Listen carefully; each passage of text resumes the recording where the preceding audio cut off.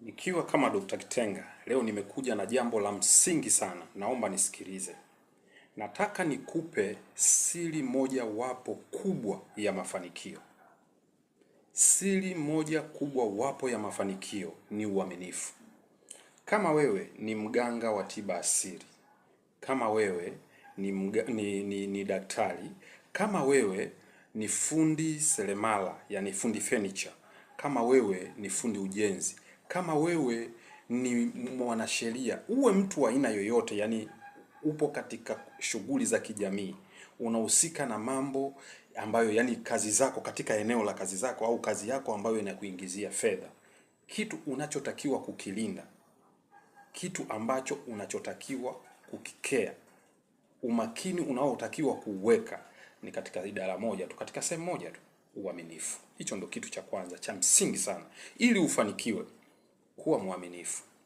Lakini pia inatakiwa uwe, kila mteja awe na faili lake.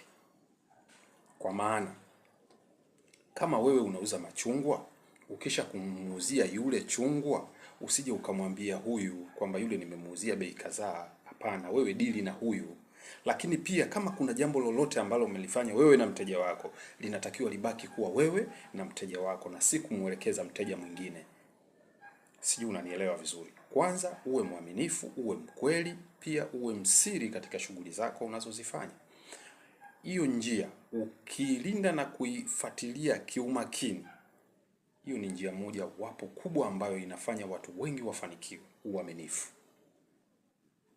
Sasa nimekuja kukwambia hiki kitu ili na wewe kama bado hujakuwa na maono ya hiki kitu, bado hujakifikiria, nimekuja kukuelekeza. Na ndio maana mimi ni mwaminifu sana kwa watu wangu wanekuja kuwafungua Gold Power. Na sasa nataka niwaletee project nyingine ambayo ni project ni nzuri sana. Ina uwezo wa kukufanya wewe uende ukazike maiti yako endapo utafiwa na ndugu yako. Ukamzike ukiwa ukiamini kwamba huyu kifo chake kinatokana na Mungu, na kama sio kifo cha kutokana na Mungu, basi utajua na huyo mtu utamuamsha kupitia hiyo dawa ambayo nataka nikuletee. Kwa hiyo ninachokuomba, fatana na mimi. Kama hujanifollow ni follow, kama huja like, kama huja comment wapo taarifa na watu wengine ujumbe huu ambao nataka nikuletee, au ujumbe huu ambao nimekuletea kwamba kuna dawa nataka niilete.